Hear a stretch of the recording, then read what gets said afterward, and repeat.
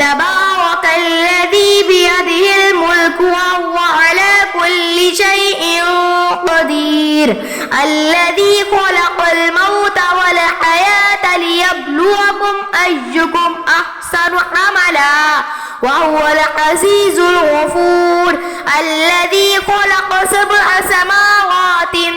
طباقا ما ترى في خلق الرحمن من تفاوت فارجع البصر هل ترى من فطور ثم ارجع البصر كرتين ينقلب إليك البصر خاسئا وهو حسير ولقد زينا السماء الدنيا بمصابيح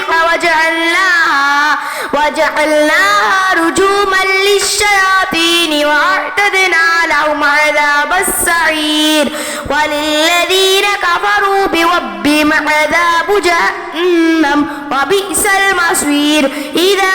ألقوا فيها سمعوا لها شهيقا وهي تفور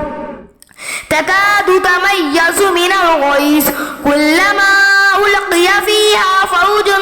سألهم خزنتها ألم يأتكم نذير قالوا بلى قد جاءنا نذير فكذبنا وقلنا ما نزل الله من شيء إن أنتم إلا في ضلال كبير وقالوا لو كنا نسمع أو نعقل ما كنا في أصحاب السعير فاعترفوا بذنبهم فسحقا لأصحاب السعير إن الذين يخشون ربهم بالغيب لهم مغفرة وأجر كبير وأسروا قولكم أو اجهروا به إنه عليم بذات الصدور ألا يعلم من خلق وهو اللطيف الخبير هو الذي جعل لكم الأرض ذلولا فامشوا في مناكبها وكلوا من رزقه وإليه النشور أأمنتم من في السماء أن يخسف بكم الأرض فإذا هي تمور أم أمنتم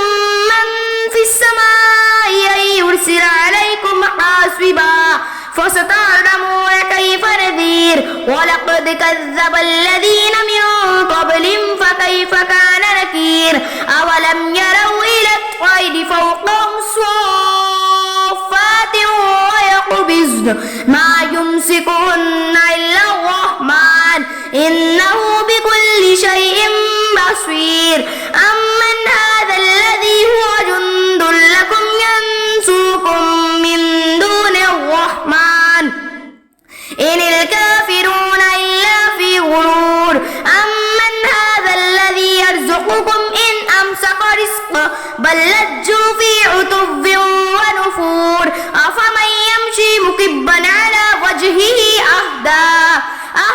أمن يمشي سويا على صراط مستقيم قل هو الذي أنشأكم وجعل لكم السمع والأبصار والأفئدة قليلا ما تشكرون قل هو الذي ذرأكم في الأرض وإليه تحشرون ويقولون متى هذا الوعد إن كنتم صادقين قل إنما العلم عند الله وإنما أنا نذير مبين فلما رأوه زلفة سيئت وجوه الذين كفروا وقيل هذا الذي كنتم به تدعون قل أرأيتم إن أهلكني الله ومن معي أو رحمنا فمن يجير الكافرين من عذاب أليم قل هو الرحمن آمنا به وعليه توكلنا فستعلمون من هو في ضلال مبين قل